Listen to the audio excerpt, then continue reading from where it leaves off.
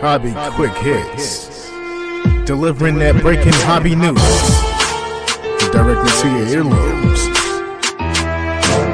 You want to know those hot drops from the card shop? We've got you covered. With your host, John Newman.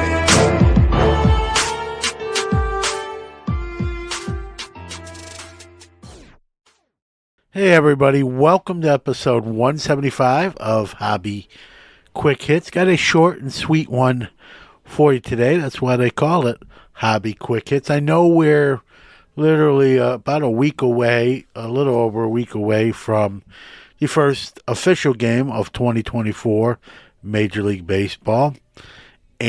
But that also means we're a few weeks after that away from the 2024 NFL Draft. It is the NFL off season. I like to buy some football cards this time of year.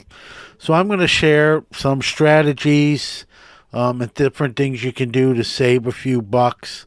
They work for me, to each their own, but I thought I'd share some when it comes to the NFL hobby portion of the hobby. So that's what we're going to discuss today on today's episode.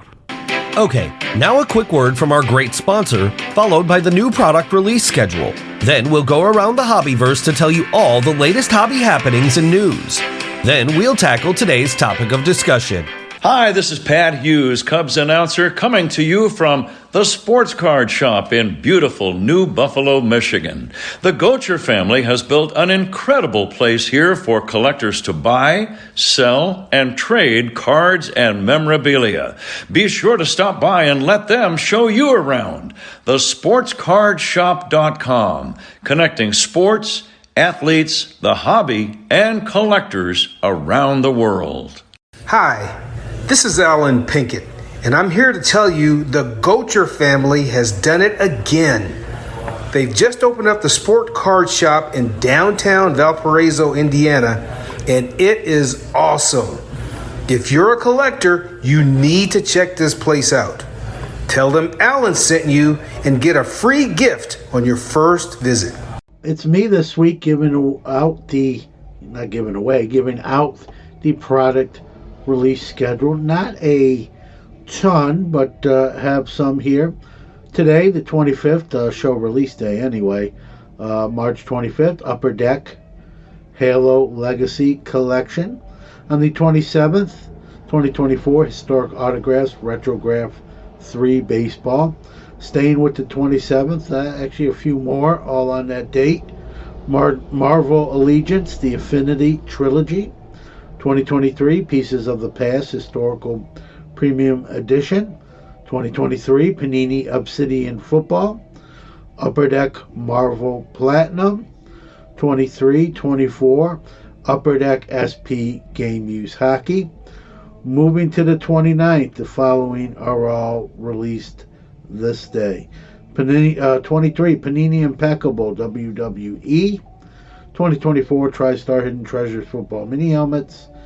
Yu-Gi-Oh! Speed Duel GX Midterm Destruction.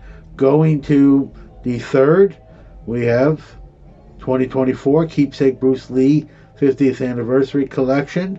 2023-24 Panini's Contenders Basketball. 2023 Panini Immaculate Football.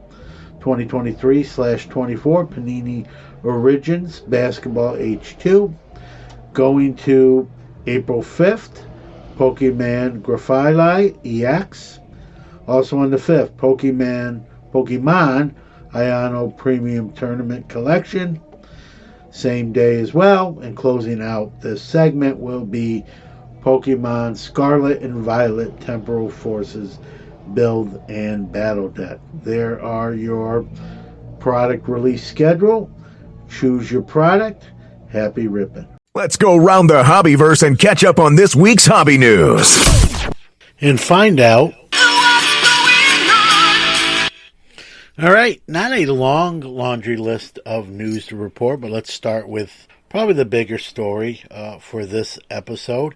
JSA, James Spence Authentication, has been acquired by CCG, aka CGC grading, James Spence Authentication, run by, obviously, James Spence and James Spence Jr. They will stay on, even with the acquisition, to run that department. They will operate side by side. James Spence, JSA, the leading authentication group on the planet. They authenticate in-person autos rather than certified pack pooled ones, and so they will either give a thumbs up or thumbs down, as they do now, in conjunction with CCG, and they will encapsulate anything that is certified by JSA if that is what the consumer wants. Again, they are being acquired. This is not a merger, so they are now owned by CCG. Again, I think they stay on. I think the press release said they are staying on for a few years, and then we'll see what happens past that. March Madness has begun, as it does every year at this time. So what's the hobby twist on this, if you will? Well, with the NIL and products like Bowman University and other NIL company products, and, it has a different feel to it, right? We are watching players now that have cardboard and chrome already, where in years past that wasn't the case. So that's sort of a game changer or hobby changer, if you will. You got Caitlin Clark, who's taking the hobby world by storm, women's basketball in general. May she be in line to win her first NCAA championship and add to her legacy and crash through that next glass ceiling. Well, we'll have to see. That's what March Madness is all about. But figured I'd mention that with the NIL that has, a different context to it. Some bad news, I guess you would say, in baseball, with the allegations with Shohei Ohtani's translator, who has been fired in a sense by the LA Dodgers. There is conflicting reports with this story.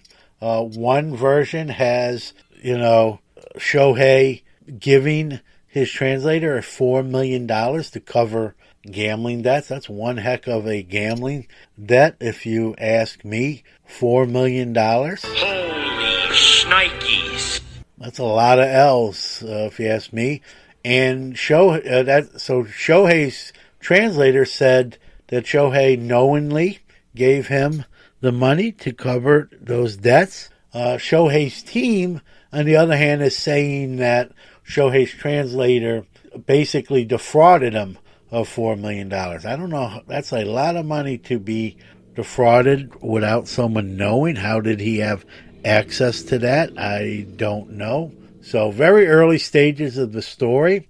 What if the wrinkle comes out that Shohei was involved in betting? What if it comes out that Shohei bet on baseball? We know what happens when you bet on baseball, right? You get banned or suspended for very long times, or, in Pete Rose's case, for life. And so, very early stages, I like Shohei as a player, just a tremendous player. I hope, I wish he went to the Mets, but that's a whole nother show. But, I hope it doesn't come out and really tarnish one of the greatest baseball players of our generation and maybe of all time. But again, very early stages there, so we'll see how this all transgresses. A little extra time here. I wanted to mention something I don't know if I've talked about it even on any of my podcasts, but I write a column for Sports Collectors Digest every month called The Hobbies of the People, aka the tagline of Sports Card Nation. But each month in S4 SCD, I write about a person in the hobby that I want to give some shine to and give some kudos to, someone positive in the hobby. So I'm fortunate enough to do that each month. It can be found in online form, or you can subscribe to Sports Collectors Digest and read it there in print form as well. So I know I don't mention that if at all, but figured I'd take an opportunity here to mention I've gotten great feedback from writing that piece, and even got a few guests as a result of people reaching out from that piece. So I wanted to mention that there. So that's the news.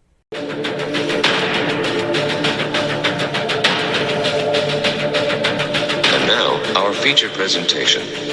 All right, guys, we're going to talk about football, picking up some deals, if you will. I don't want to say steals, but deals, and how to do it, right? And the off season, and this isn't relegated to just the football side of the hobby, but most sports. But the off season's a great time to pick up, some cards that maybe guys you like or prospecting or think are going to have their breakout year coming up. And there's a saying in football, there is no off season because, with free agency and trades, we see more movement in the NFL than we have comparatively to past years. And so the off season, if you will, is really short. I mean, we're already starting to talk about where guys are going in the draft. We've seen some big time free agency signings. We've seen teams move players, move off players.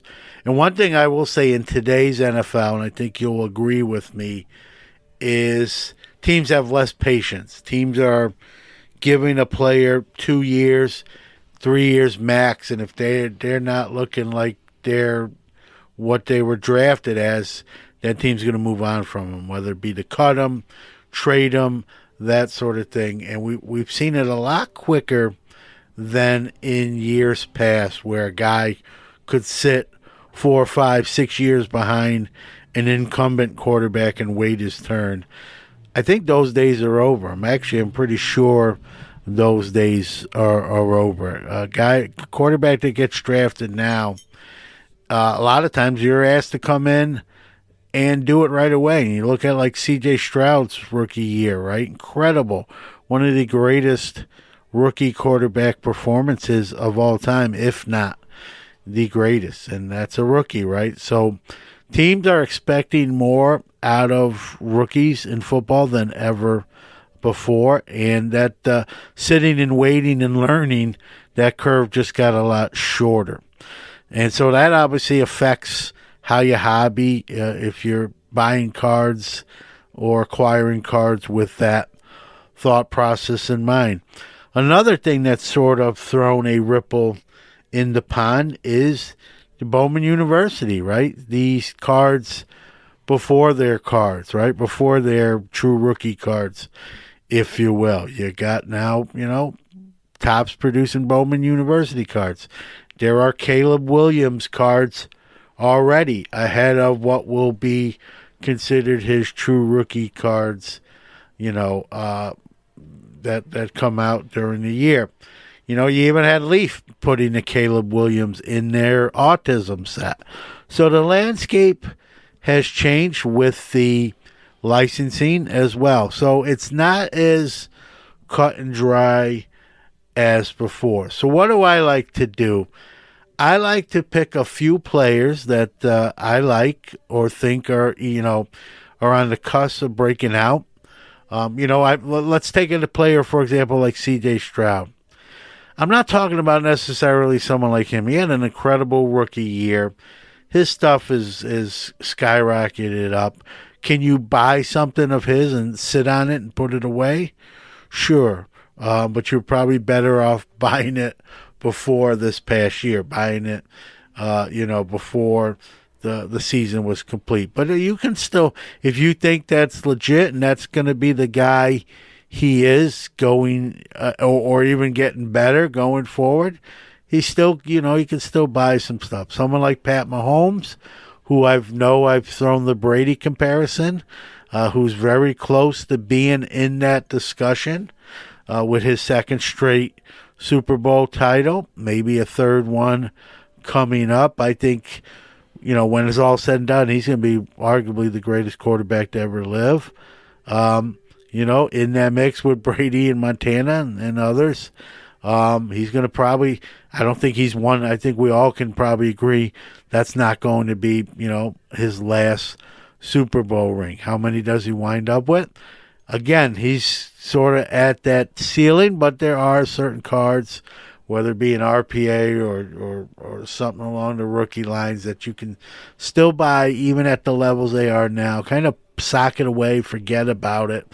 marinate, as I like to say, and still come out all right. I've got my home stuff that doesn't even make my showcases at the shows I set up at. I'm just keeping them at home, waiting, and when the time is right, I will sell them. But right now, I think he's kind of in the middle innings, to use a baseball term. He's at halftime of his career. Maybe not even, a little bit less than halftime. And he's going to break some more records. He's probably going to add at least one or two more rings, if not more. And going to be barring a catastrophic injury, he's going to be one of the all-time greats. But what I like to do, those are some of the topper tier guys, if you will.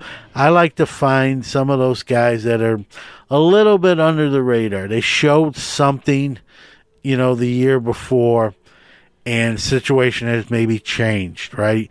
A guy that was sort of ahead of him on the depth chart is gone, has signed somewhere else, or they've traded that player to make this guy number one on the depth chart. And I'm not just talking about quarterbacks, wide receivers, even tight ends, right?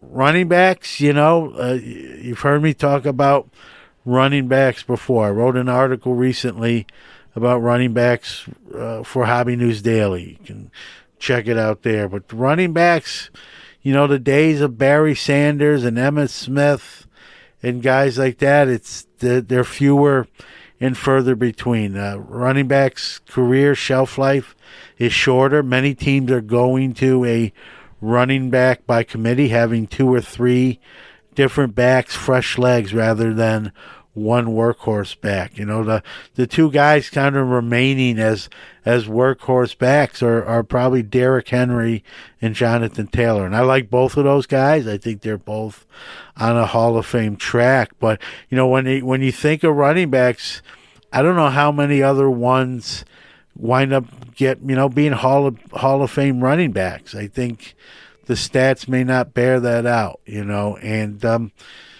Josh Jacobs, you can make an argument for, but, a guy I really like, DeAndre Swift, he's on his, I think, 3rd or 4th team in the same amount of years, and he produces wherever he goes. It's not like he's struggling and teams are giving up on him. It's just, I think the running backs are just looked at differently in the NFL. The game has changed. So, I buy definitely a lot less running back cards than ever did before. I think it's wide receivers and quarterbacks. But there's a tight end in this draft coming up that I absolutely love. I think he's going to be the next big tight end. I know we've heard that before, right? I.e. Kyle Pitts.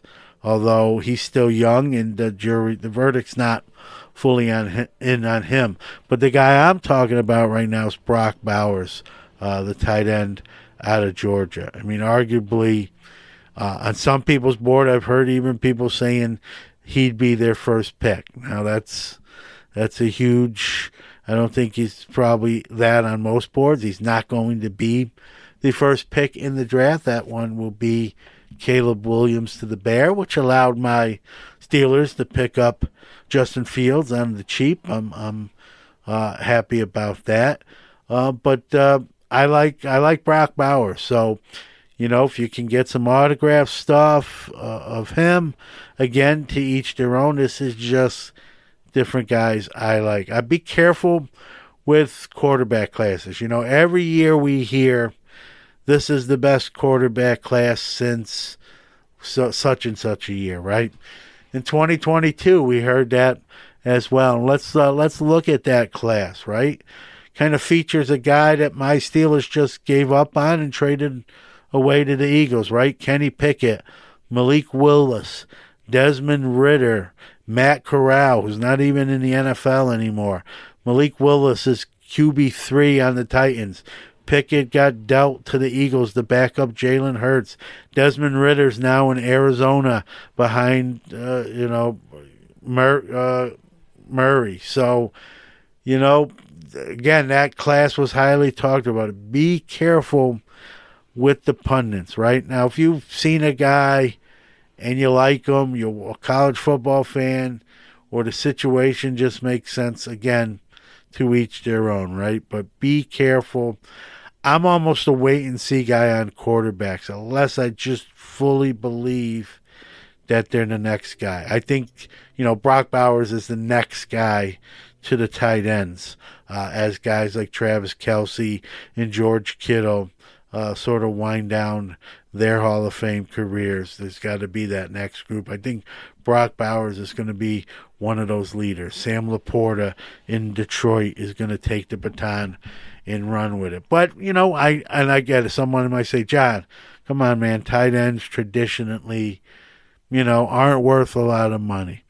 Again, if that's your angle, then, you have to weigh out the pros and cons of said player in the situation, right? Pay attention to the off season when it comes to buying football cards, right?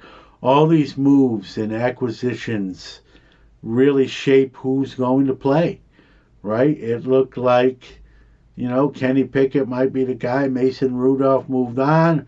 Russell Wilson supposedly washed up.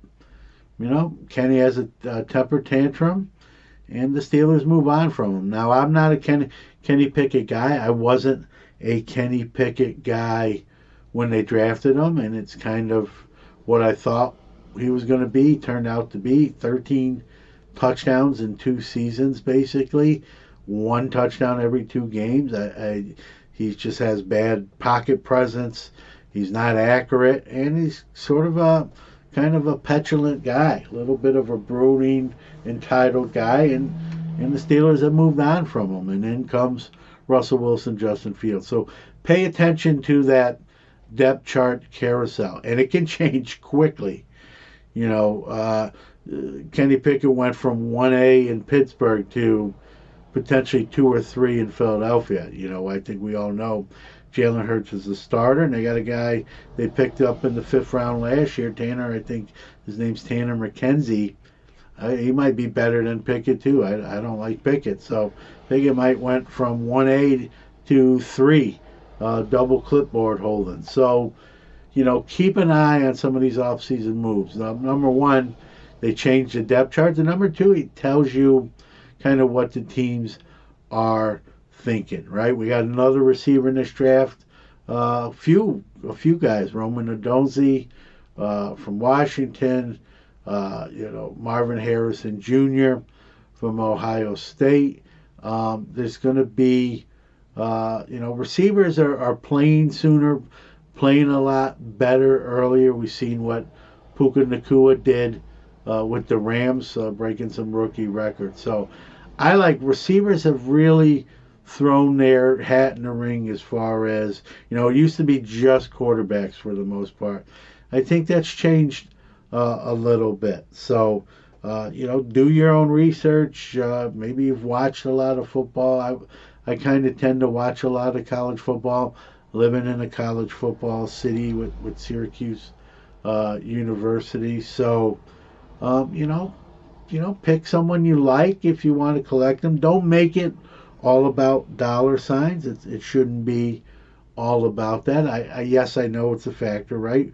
We're doing this show to talk about how to save a little bit of money in the off season as well. So let's talk a little bit about the Bowman University product. Kind of burst onto the scene, kind of quiet at first, and have sort of picked up some late steam as with colored parallels and autos.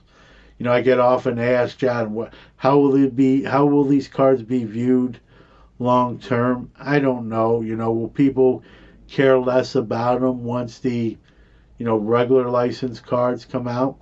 I think that's a safe bet, yes. But just because people care more about the regular license product, I don't think that the interest completely wanes in a Bowman University card. For example, if Kalen Williams is the real deal, as many project, if Marvin Harrison's the real deal, as many project as a receiver, and if Brock Bowers is the real deal, as I project for a tight end, their Bowman University cards and their autographs and their colored parallels are going to sell, right? A question I get asked too is, Should I sell now before the licensed products come out? That's a hard question to answer. My question to that is, if you don't believe in the player and you think he's not going to live up to the billing, yeah, I would definitely move off him while it's at its, what you would consider its peak point or its ceiling. But, if you think that person's going to be legit the real deal, it may not be a bad idea to wait till they start playing very well and then move on from that card too. So there's, it's a double-sided coin. There's two trains of thought there, right?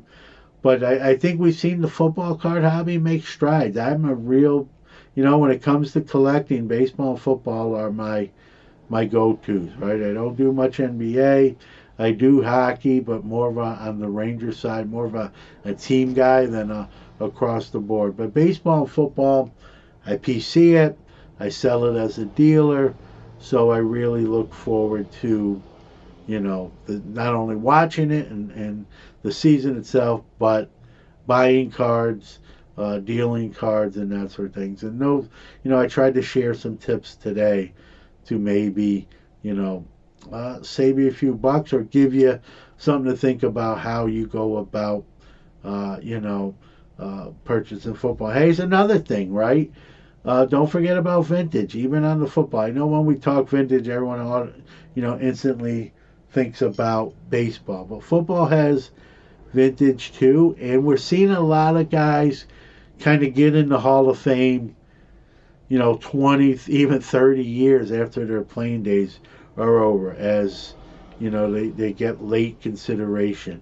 So be on the lookout for guys like that, and maybe you can always pick up some rookies on the cheap, and then they get the call, right, or the knock on the door, and they're in Canton. So look at that aspect as well. And then I want to shout out my friend Joe Coles. He does a great podcast that's exclusively football hobby. Check it out. It's called the Football Card Curator. I think he does it every week, and it's found on most major platforms. Joe's a great guy. I had him on Sports Card Nation about 5-6 weeks ago. Loves the football hobby, knows the football hobby. So give that show. That's fully football hobby. So if you really, he deep dives it. So check him out and his podcast. So my door is always open. I know I always say that, but it really is. So any questions, I will try to answer them the best I can. But again, hobby your way, football hobby your way. Have fun, right? At the end of the day, that's what it should be all about. So with that being said, we're going to come back with some closing thoughts and wrap up the episode. All right. Thank you for listening to another episode of Hobby Quick Hits. Want to give out our social media, starting with our website, which is www.sportscardnationpodcast.com. Facebook, you can follow us at www.facebook.com/sportscardnationpodcast/ Twitter, we are at SportsCardNati1, so it's SportsCard NATI1. Instagram at SportsCardNationPodcast, or you can email the show hobbyquickhits@gmail.com. Again, thanks for listening. We'll see you next week.